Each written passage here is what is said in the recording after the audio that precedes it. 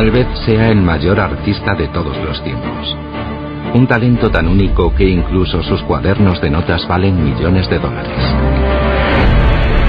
Es Leonardo da Vinci, el genio que pintó la Mona Lisa. Sus escasas obras terminadas forman parte del tesoro del mundo occidental. Imaginemos que encontramos un retrato desconocido pintado por Leonardo. Una obra como esta, el perfil de una misteriosa joven. Si es un Leonardo de verdad, podría valer 100 millones de dólares. Pero antes tendríamos que demostrar que es auténtico. No tengo ninguna duda de que es de Leonardo da Vinci. Y refutar la opinión de los escépticos. No me parece probable que sea un dibujo de Leonardo. A continuación, investigadores independientes intentarán determinar si el retrato es auténtico o falso. Si es de algún artista desconocido del pasado o de Leonardo. Buscarán pistas. Analizarán lo que hay bajo las capas de pigmento. Recrearán la composición con materiales originales. Incluso bucearán en los misterios que rodean a la joven modelo y a la creación de su retrato. Harán descubrimientos sorprendentes. Una huella dactilar inesperada. O la marca de un cuchillo. El cuchillo que estaban usando para cortar el borde resbaló de repente. Pueden desvelar el secreto de una obra maestra.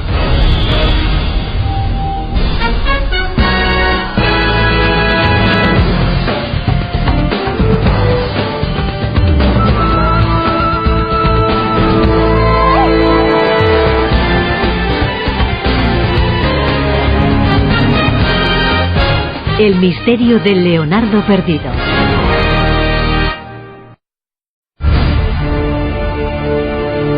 Es una imagen que surgió de la nada, pero ahora puede valer 100 millones de dólares.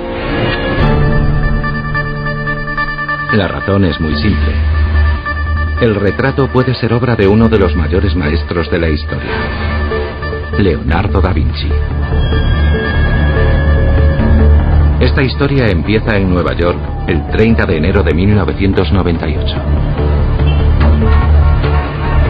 La casa de subastas Christie's celebra su venta anual de obras de antiguos maestros. Una de las piezas es muy extraña. El perfil de una joven dibujado al pastel sobre una piel de animal tensada, lo que se conoce como velum, y pegada a un panel de madera. Parece más una pintura que un dibujo. Christie's lo clasifica como una obra alemana de principios del siglo XIX.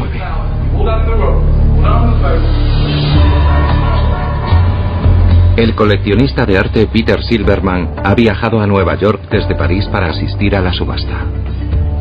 Se dedica a comprar gangas y obtener beneficio al venderlas, y cree que Christie's ha cometido un grave error. Me dije, esto es fantástico. No entiendo por qué dicen que es del siglo XIX. Mi primera reacción fue pensar, puede ser un descubrimiento. No sabía lo que era, pero estaba seguro de que no era del siglo XIX y de que o bien era una falsificación absoluta o bien una obra italiana. Si fuera una obra italiana más antigua, su valor sería varias veces mayor que el que le daba a Christie's. Silberman puja, pero no gana la subasta. Mi puja en la casa de subastas fue de 16 o 18 mil dólares. 20.000 dólares. ¿Quién da más? Gracias, señor. El dibujo se vendió por algo menos de 22.000 dólares. Peter Silberman perdió su oportunidad. Pensé que nunca volvería a verla. Estaba totalmente seguro. Esas cosas suelen desaparecer en colecciones o cámaras de seguridad. 9 años más tarde, Peter Silberman se encontró con el dibujo en una galería de la calle 73 Este, propiedad de una conocida trazante llamada Kate Gans. Fue una segunda oportunidad que no estaba dispuesto a dejar escapar. Sentí una explosión en el cerebro y en el corazón y me dije, Dios, qué suerte he tenido. Le pregunté a Kate, ¿cuánto cuesta? Y ella me dijo, $22,000. No tuve ni que pensármelo. El precio está bien, toma el dinero y me lo llevo. Lo metieron en un sobre y me lo llevé debajo del brazo, como en unos grandes almacenes. Ya en París, Silverman empieza a presumir de su última adquisición. Algunos especialistas opinan que es una obra inusual y probablemente renacentista. Al estudiarla en profundidad, empieza a tomar forma una idea radical. ¿Y si el retrato no es tan solo del Renacimiento, sino que es una obra de algún gran maestro como Leonardo da Vinci? Murmurar el nombre de Leonardo es como lanzar una bomba en medio del severo mundo del arte.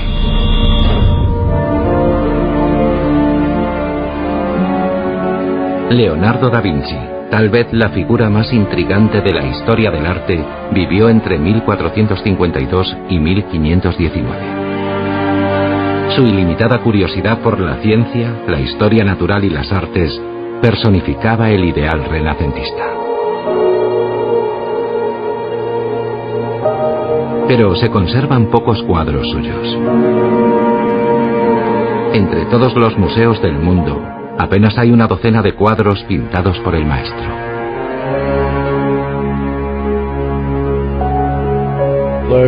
Hay muy pocos Leonardos. Su obra era siempre algo extraordinario. Su habilidad manual, la composición, la sutileza visual. Son obras magníficas que todavía estamos empezando a comprender.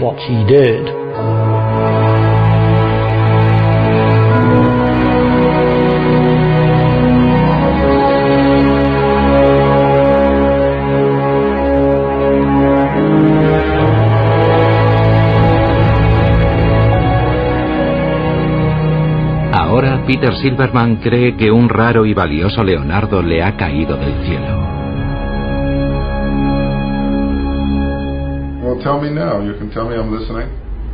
Si tienes razón, no se embolsará miles, sino millones de dólares. Pero antes tendrá que demostrar que el retrato es sin ninguna duda obra de Leonardo. Hablando de una obra de arte, ¿qué es una prueba? El retrato no está firmado. No hay registros de su existencia en ningún lugar. Demostrar que es obra de Leonardo obligará a trabajar en tres frentes: artístico, histórico y científico. Silverman se enfrenta a un gran reto y los críticos de arte están divididos. Se pone en contacto con Martin Kemp, uno de los expertos en Leonardo más influyentes del mundo. Kemp acepta echar un vistazo al retrato gratis. Podemos recorrer la imagen buscando una gran variedad de cosas. Obviamente buscamos pruebas de que se trata de una obra de gran calidad. Su ojo experto se dirige inmediatamente a detalles como la diadema y la cinta del pelo, que podemos observar en esta imagen de altísima resolución.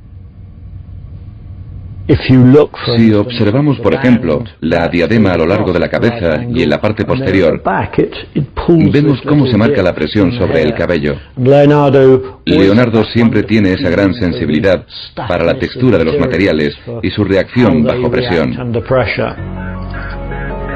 También el nivel de detalle alrededor del ojo. Esta imagen está muy ampliada. Podemos ver estas minúsculas marcas que probablemente se hayan pintado con un pincel de un solo pelo o algo así. Y en el párpado inferior solo hay esas dos pestañas. Cuanto más lo mira, más se convence de que es una obra desconocida de Leonardo da Vinci. Pero no todos están tan impresionados como Kemp. En mi opinión, no hay ninguna posibilidad de que este dibujo sea de Leonardo. David Exerjan es uno de los muchos estudiosos que no ven el genio de Da Vinci en esta obra. No se corresponde con su estilo artístico. Además, no creo que este retrato salga bien parado de la comparación con cualquiera de sus obras. La intuición me dice que, con el paso del tiempo, esta obra desaparecerá sin dejar rastro.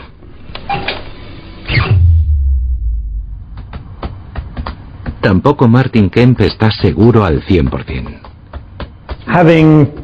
Tuve la increíble sensación de que esta obra ocultaba algo especial. Me resistía a aceptarlo porque es fácil dejarse llevar y empezar a ver solo lo que uno quiere ver. Hay que estar reprimiendo esa sensación, repitiendo constantemente, espera un momento, pensando, no llegues hasta ahí. Los historiadores del arte están divididos, así que Silverman sabe que necesita un estudio forense.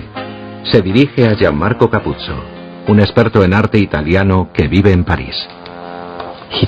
Me dijo que tenía un cuadro de Leonardo. Yo le contesté, ¿estás de broma? ¿Te encuentras bien? En serio, ¿te pasa algo? Capuzzo sabe que las preguntas empezarán por un nivel muy básico. Harán preguntas como, ¿por qué cree que podría ser un Leonardo? ¿Por qué opina que no es del siglo XIX? ¿Cómo sabe que no es una falsificación o una copia? Entonces habría que demostrar que la obra no es del XIX.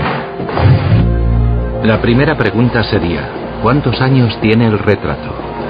Y en concreto, ¿cuál es la antigüedad del velum, la piel animal usada como soporte? Cuando vi el retrato me dije, lo primero el velum. Si el velum no es del Renacimiento, yo me olvidaría del cuadro. Capuzzo toma una muestra del retrato para determinar su edad mediante un proceso conocido como datación por carbono 14.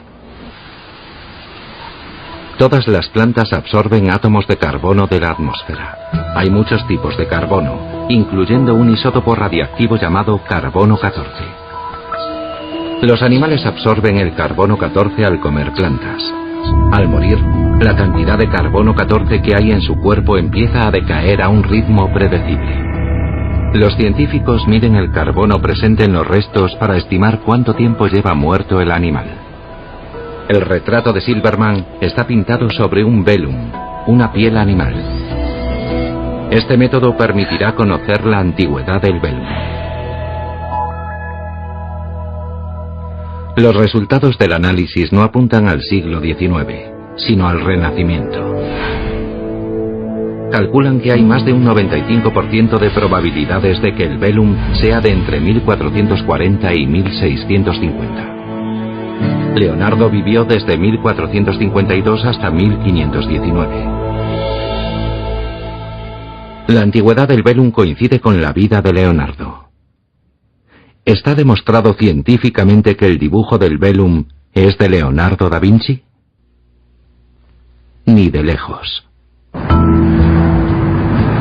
Los falsificadores suelen usar materiales antiguos para engañar a estudiosos del arte y científicos, y que consideren auténtico algo que no lo es.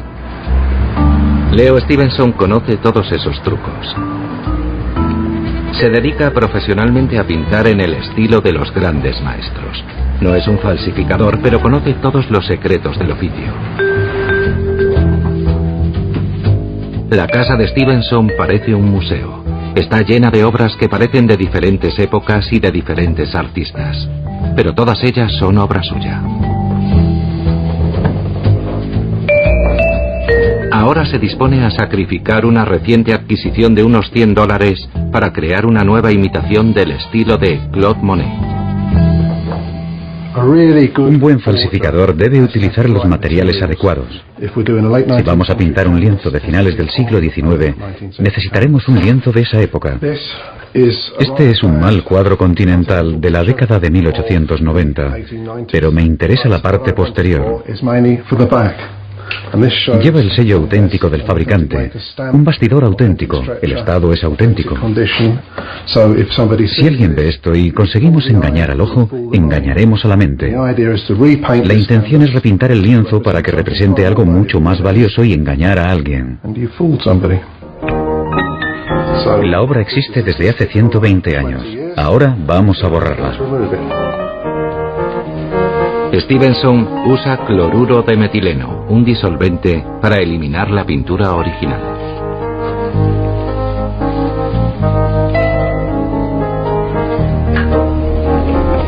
Esto no está bien. Un artista destruyendo por completo la obra de otro artista. Es moralmente incorrecto. Pero vamos a hacerlo bien. Esto es lo que haría un falsificador. Ya tenemos un lienzo como el que tendría Monet. Ahora nos queda lo más difícil.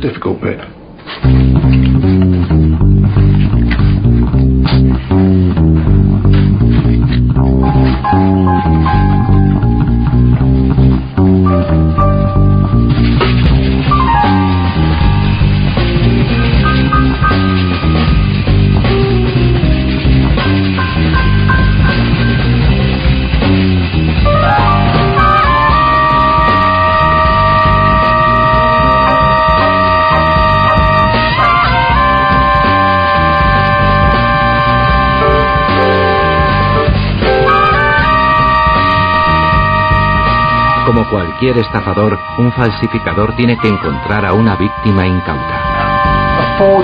Un falsificador es un timador. Utiliza las expectativas de la víctima.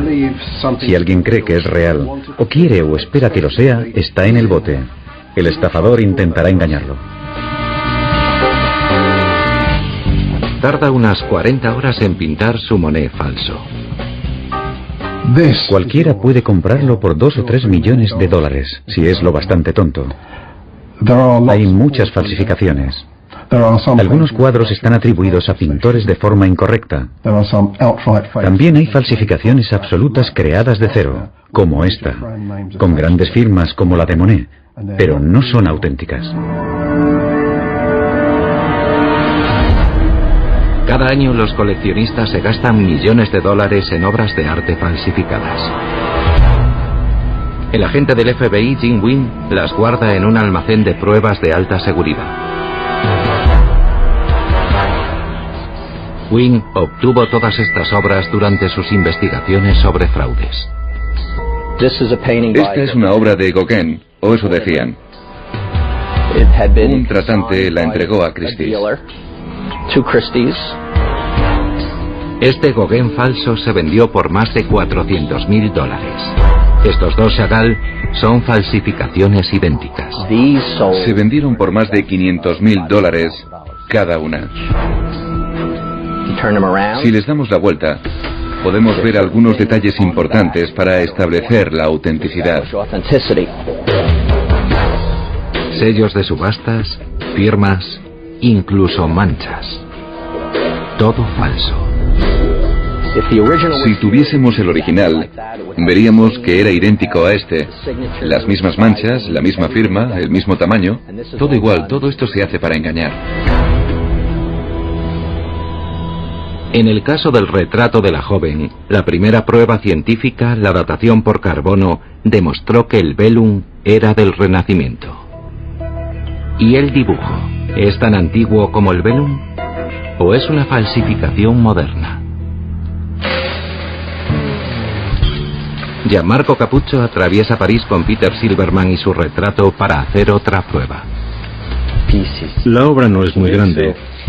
Como va en un sobre, la meto aquí dentro. Le dije, Gianmarco, por favor, conduce con cuidado. Llevas un cuadro que puede valer $100 millones. Si tienes un accidente, no te lo perdonaré.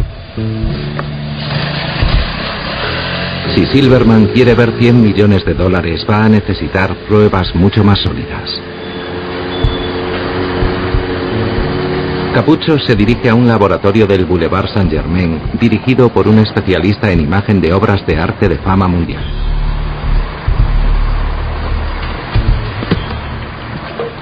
Se llama Pascal Cot y es el inventor de una cámara especial capaz de obtener fotografías de hasta 240 megapíxeles. La cámara también puede sondear bajo la superficie del cuadro para descubrir los secretos de su composición.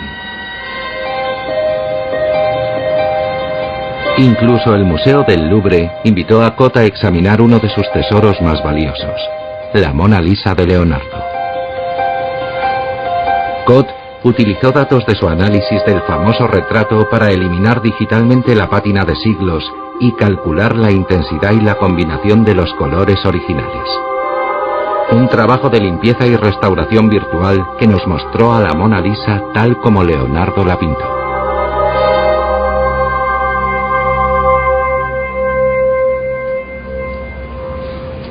Ahora, Cot aplica las mismas técnicas a nuestro retrato.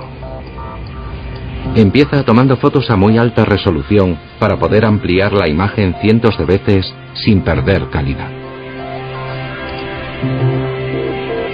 Solo tiene que hacer clic con el ratón para ver detalles como la textura del cabello. Pero la cámara de Cot tiene otra función. Utiliza una serie de filtros para revelar partes del retrato completamente invisibles a simple vista. Lo más interesante son los filtros de infrarrojos. Tienen la capacidad de atravesar la capa de pintura.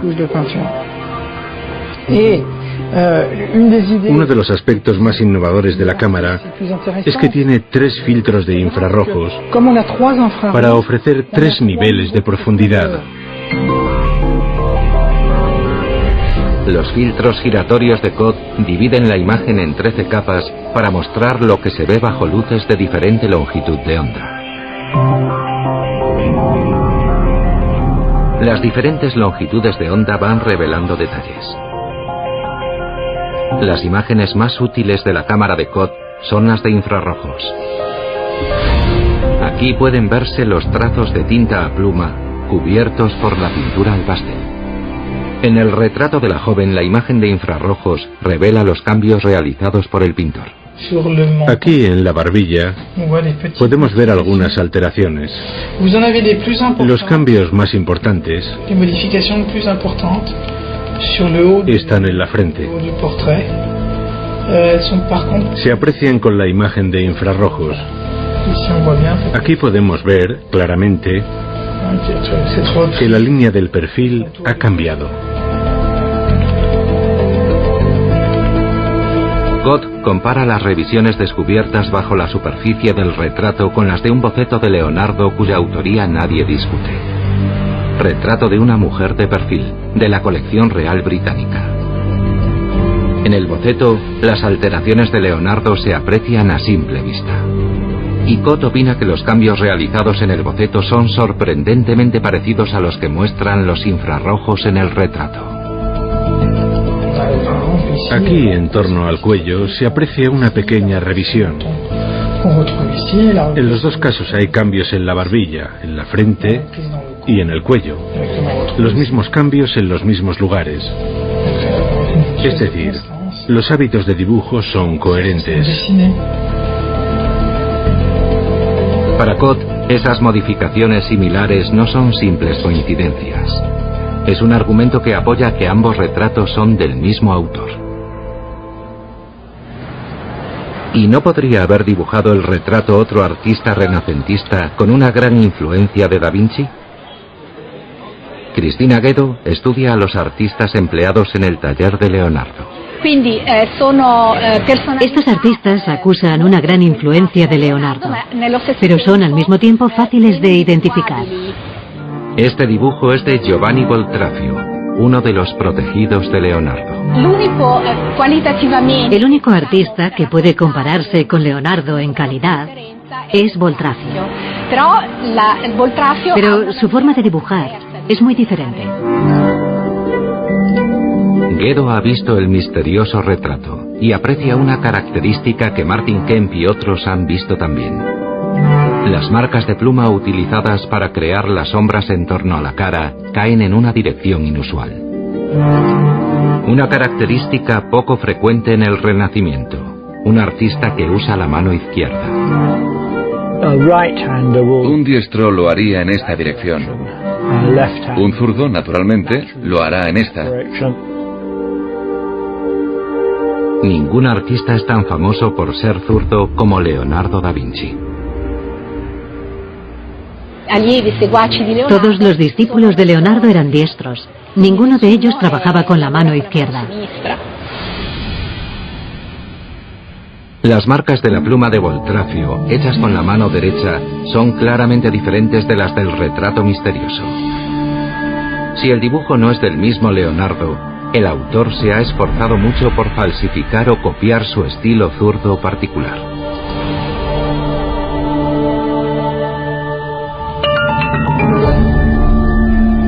Pascal Cot sigue analizando la imagen, buscando pistas de la técnica de Leonardo, cuando de repente descubre algo totalmente diferente. En la parte superior del retrato, descubrí esto. En la esquina superior izquierda del retrato, una huella dactilar muy tenue pero definida. ¿Podría ser la prueba definitiva? Hay huellas dactilares por toda la obra de Leonardo. Extender la pintura con las manos era una de las técnicas con las que Leonardo conseguía su estilo único.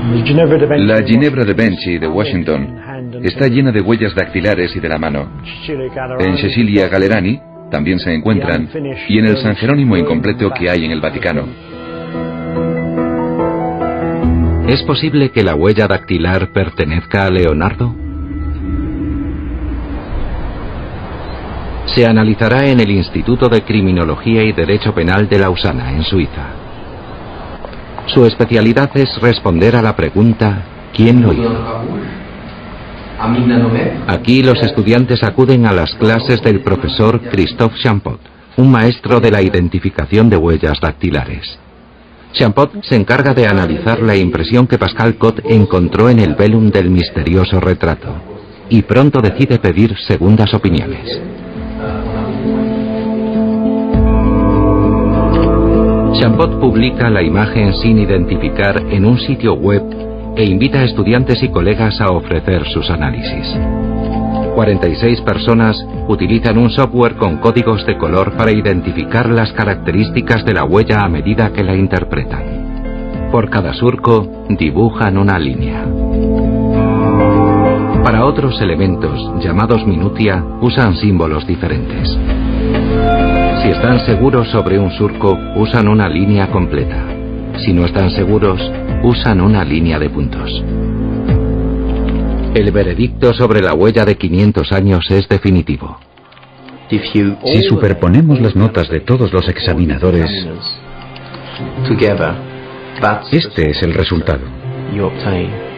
Está lleno de líneas de puntos. En la imagen hay muy poca información que consideren fiable. Los comentarios escritos son claros. Declaran que la marca no tiene valor, que no puede usarse. Considero que la huella no tiene ningún valor, no puedo utilizarla.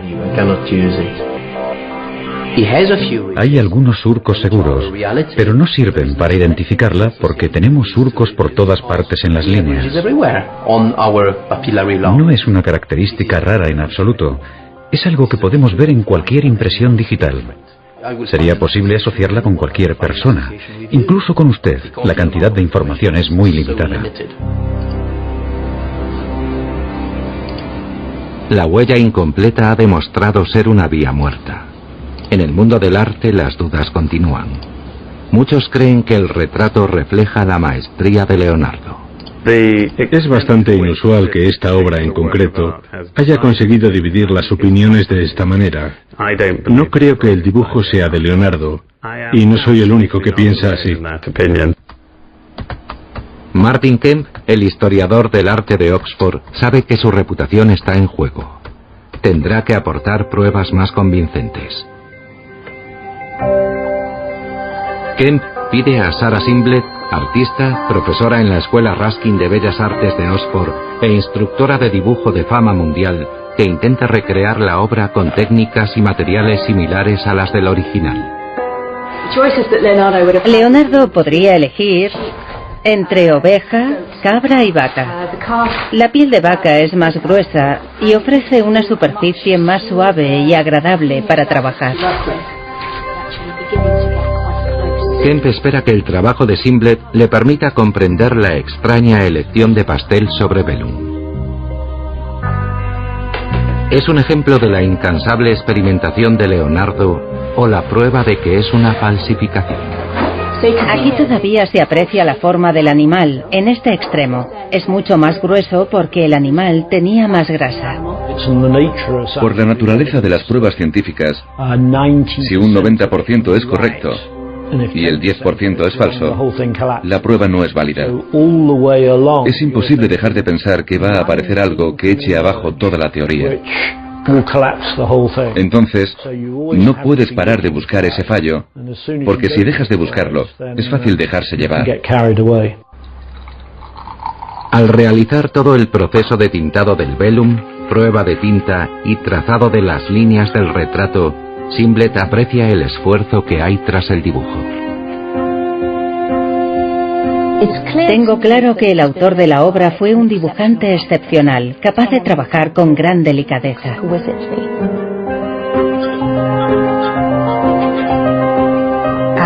Como profesora de anatomía, veo que el autor de este dibujo entendía el desarrollo del cráneo, por ejemplo. La nariz es muy pequeña en relación con la oreja, lo que indica que los huesos faciales todavía no han terminado de crecer. Observemos también la curva del ojo. El dibujante sabe que el ojo se eleva sobre la cuenca y que lo que vemos es solo el cuarto inferior de la curva del globo ocular. Si no es de Leonardo, es de otro artista que comparte sus conocimientos de anatomía.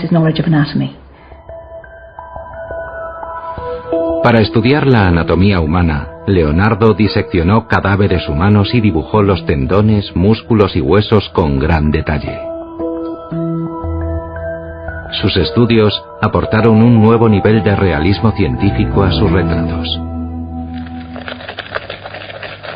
Para colorear el dibujo, Sarah Simblet crea sus propios lápices al pastel con diferentes minerales ricos en pigmentos naturales. El mayor desafío técnico es conseguir que la pintura se pegue al velum sin que se la lleve el aire. Aquí surge una cuestión importante.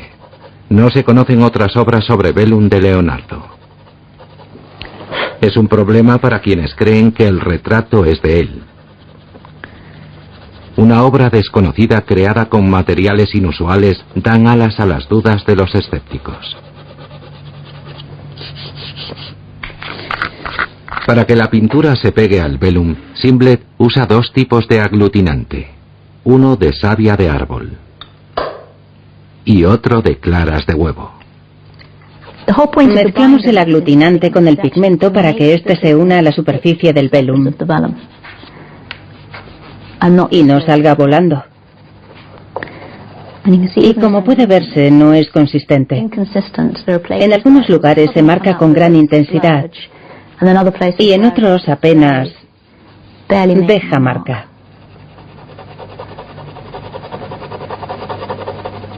Tal vez el rosa funcione encima del blanco.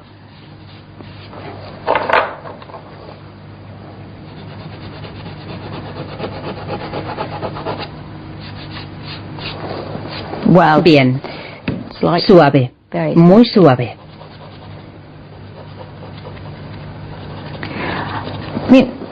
Una alternativa, si no consigo que se adhiera, sería triturar un poco del pigmento y colocarlo directamente con los dedos. Nada nos impide pensar que Leonardo haya podido aplicar el pigmento con los dedos. Sí, funciona. Seguro que lo logramos. Ha sido muy emocionante ver cómo esta obra tan potente, mágica y hermosa nace de un proceso tan complejo y de materiales que no encajan en absoluto.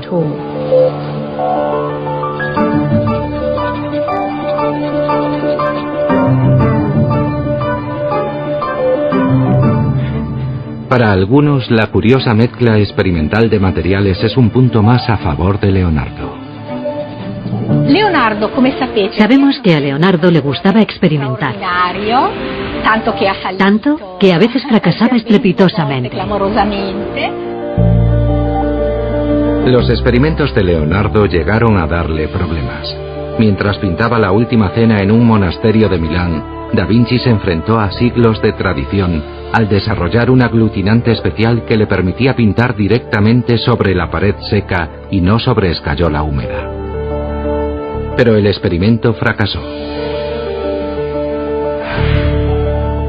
20 años más tarde, los visitantes del monasterio informaban de que las imágenes de Jesús y sus discípulos estaban desconchadas.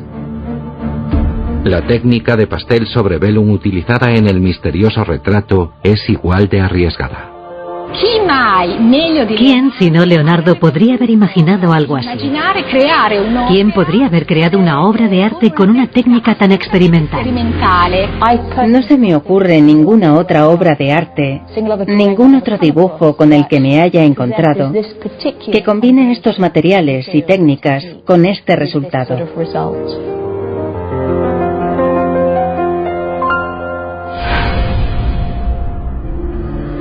El experimento de Sarah Simblett confirma la maestría necesaria para crear este retrato. Los escépticos no han propuesto ninguna alternativa. ¿Qué otros artistas zurdos del Renacimiento podrían haberlo hecho? Mientras, el trabajo de investigación de Pascal Cot, fotografiando otras partes del retrato invisibles al ojo humano, revela notables similitudes con obras conocidas de Leonardo. Pero Martin Kemp sabe que necesita más pruebas. Entonces decide probar un enfoque nuevo y se esfuerza por identificar a la retratada. ¿Quién era? ¿Por qué se hizo ese retrato? Kemp se centra en una característica que puede indicar cuándo y dónde vivió: el peinado. Elisabetta Niñera estudia los peinados del Renacimiento italiano. Niñera reconoce en la coleta larga y atada un estilo particular llamado coazzone, y puede asignarlo a un tiempo, un lugar e incluso una familia real. En 1491, Beatrice d'Este llevó el coazzone a la corte de los Sforza, en Milán, donde se puso de moda. Durante el Renacimiento, Milán era una de las principales ciudades-estado de Europa. Durante 20 años estuvo dirigida por la familia Sforza. Ludovico Sforza era el hombre más poderoso de Milán. Cuando su esposa adoptó el coazzone, las damas de la corte siguieron su ejemplo. Tenemos documentos que demuestran que ese peinado se llevó en la corte de los Sforza desde 1491 hasta 1497 o 99, como muy tarde. Curiosamente, Leonardo da Vinci vivió en Milán durante esa época exacta. Entre 1482 y 1499 trabajó para Ludovico Sforza, su principal protector, como artista e ingeniero. Muchos de sus retratos más famosos son de personas vinculadas con Ludovico, incluyendo a un músico de la corte y a una amante. ¿Habrá alguna relación entre la mujer del misterioso dibujo y Ludovico Sforza? Basándose en su peinado, Niñera dice que sí. Creo que la dama del retrato era una persona importante, probablemente vinculada con la familia Sforza. ¿De quién podría tratarse? Kemp genera una lista de posibles sospechosas. Al final, las candidatas son muy pocas. Beatrice, la mujer de Ludovico, podría ser una, pero tiene una mandíbula muy característica y diferente de la que vemos en este retrato. Está Bianca Maria, la sobrina de Ludovico, que tenía una cara muy singular y, bueno, no muy atractiva. Al estudiar las crónicas de la corte de los Sforza, descubrimos a una mujer prácticamente ignorada, Bianca, su hija ilegítima. Las crónicas revelan que Bianca, la hija ilegítima del poderoso Ludovico Sforza, podía tener la edad adecuada para ser la mujer del retrato. La casaron probablemente a los 13 años. Su marido era Galeazzo Sanseverino, el comandante de las fuerzas de Ludovico, un hombre importante en Milán. Bianca Sforza murió solo 4 meses después de la boda, posiblemente a causa de complicaciones en el embarazo. La investigación de Martin Kemp devuelve a Bianca Sforza a la vida. El peinado es el correcto. Pertenece a la clase alta de Milán en los tiempos de Leonardo y es hija del mecenas de Da Vinci.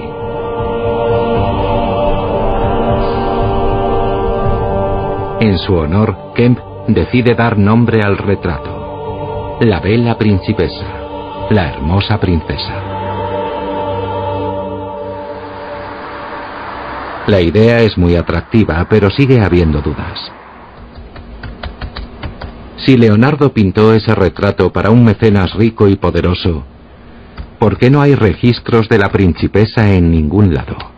Ni copias de los aprendices de Leonardo, ni está en ningún inventario. Si Kemp no puede documentar la historia del retrato, llegará a otra vía muerta. En su laboratorio de París, el investigador Pascal Cot descubre algunas marcas extrañas que sugieren de dónde viene el retrato. Por el lado izquierdo, indicios de que alguien usó un cuchillo para cortar el velum. Podemos ver que hay un punto donde el cuchillo, que venía cortando por este borde, resbaló de repente. Se ve por aquí. Resbaló. Probablemente resbaló 2 veces y después volvió a cortar por el borde de nuevo. Cot descubre otra pista importante. 1, 2 y 3 agujeros en el velum. Cot informa a Martin Kemp de sus hallazgos y Kemp empieza a formularse una pregunta. ¿Y si los 3 agujeros proceden de puntadas como las usadas en los libros? Eso explicaría el corte, la marca dejada por alguien al cortar una página. La idea resuelve algunos de los problemas de Kemp. Explica por qué el retrato está pintado sobre velum. También porque no hay registros del retrato colgado en la pared. Y por qué no estaba incluido entre las obras de Leonardo. Si era una página de un libro, pudo quedar oculta entre una estantería y condenada a desaparecer. Pero ¿por qué iba a estar el retrato de Bianca Sforza dentro de un libro? ¿Y de qué libro se trataría? Llegados a este punto, mi hipótesis es que se trataba de un libro de poesía dedicado a Bianca, la hija ilegítima de Ludovico, probablemente con ocasión de su boda en 1496. Podría haber sido, bueno, un frontispicio o algo que llamase mucho la atención. Kemp y Cot están tan convencidos que publican un libro que incluye las fotografías y los análisis técnicos de Cot y las teorías de Kemp. Se trata de una obra perdida de Leonardo. Un retrato de Bianca Sforza. Y debe haber sido la página de un libro conmemorativo de su boda. Pero el argumento de Kemp no logra convencer a los escépticos. Se ha sugerido que el dibujo formaba parte de un volumen conmemorativo. Debo confesar que no me consta la existencia de tales volúmenes conmemorativos con dibujos incluidos. Pero como surgido de la nada, un golpe de suerte. Una serie de mensajes de Dr. Edward Wright, profesor de Historia del Arte en la Universidad del Sur de Florida, informan a Kemp de que en la Biblioteca Nacional de Polonia hay algo que puede interesarle. Es un punto de inflexión. Kemp y Cot viajan a Varsovia y los escépticos se ponen a la defensiva. Si lograse encontrar un libro conmemorativo que identifique que la mujer del retrato es la que él cree, si se demuestra que el libro fue elaborado en el periodo correcto, es decir, durante los años que pasó en Milán, y si los agujeros del velum de las otras páginas del libro se corresponden a la perfección con los del retrato, deberemos aceptar que el retrato estaba en el libro. Si fuese el propietario de un sombrero, y se cumplieran esas condiciones, estaría dispuesto a echarle sal y pimienta y comérmelo. Los mensajes de Wright a Kemp apuntan a un libro concreto. Una historia de la familia Sforza, la Sforziada. Tiene 500 años y está impreso en velum. Además, según los historiadores, se creó para celebrar la boda de Bianca Sforza. El libro pudo llegar a Varsovia tras la muerte de Bianca, en el equipaje de una princesa Sforza que se casó con el rey de Polonia en 1518. Martin Kemp y Pascal Cot se encuentran en la Biblioteca Nacional de Polonia, ansiosos por ver si el libro es una pieza del rompecabezas de Leonardo. Quieren averiguar si al libro le falta una página. Si es así, ¿cómo podrán demostrar qué página es? La respuesta está en la forma de encuadernar los libros. Los libros se montan en secciones, hojas largas plegadas metidas unas dentro de otras y cosidas. Si se corta una sola página, la otra mitad de la hoja quedará suelta a no ser que esté sujeta de alguna forma. Kemp cree que si el retrato estaba en el libro, sería una especie de frontispicio o quizás la iluminación de una página entera. Estudia los extremos del volumen, intentando identificar cada hoja a través de la encuadernación. Pero es difícil ver a simple vista dónde acaba una hoja de velum y empieza otra. Pascal Cot utilizará una cámara especial con lente macro para fotografiar el libro y analizar las hojas. Cada foto enfoca un punto específico. Entonces, un programa informático une las fotos para crear una imagen gigante.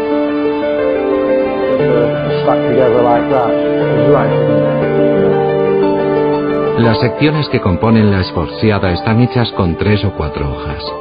El análisis de la primera sección revela que tiene 3. Al plegarlas debería haber 6 páginas de 2 caras. Pero una página de velum, la primera, marcada en amarillo, no sale por el otro lado de la encuadernación. A diferencia de las otras, no tiene pareja. Y un detalle revelador, está pegada a la página siguiente.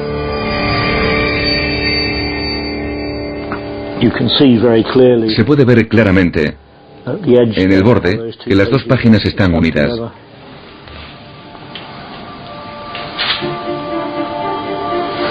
Sí, y la página de abajo se curva hacia arriba.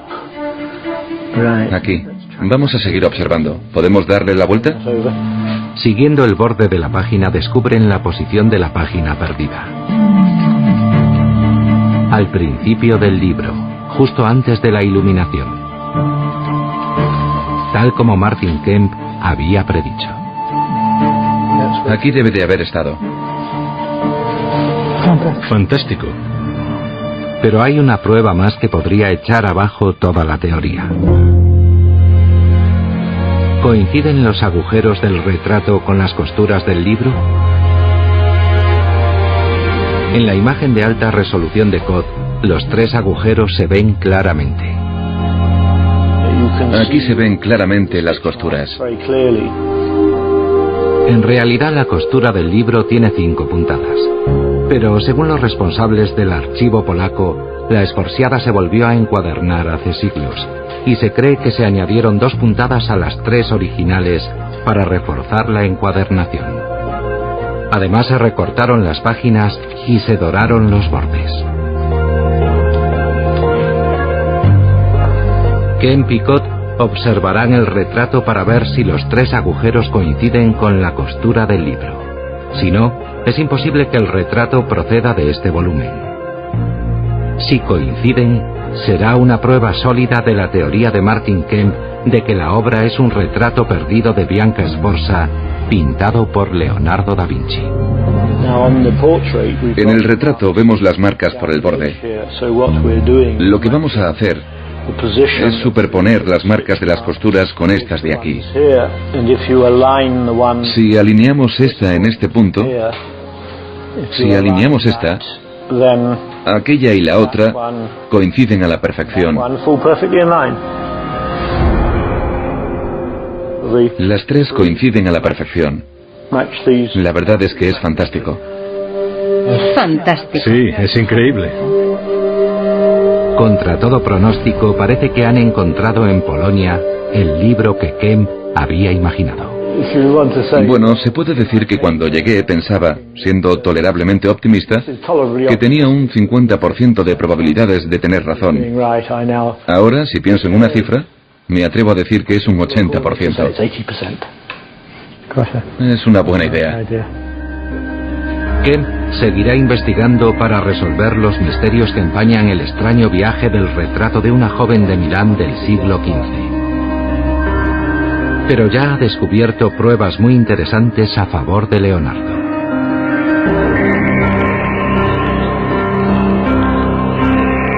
Peter Silberman, el coleccionista de arte, es quien más puede ganar y tiene que tomar medidas.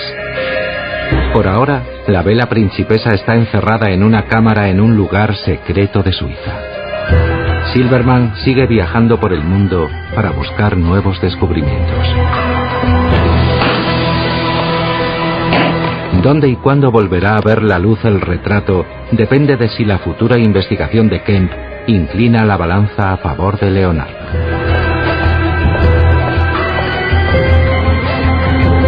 Silberman afirma que ha recibido una oferta por la principesa recientemente. $80 millones. La oferta, según dice, fue rechazada.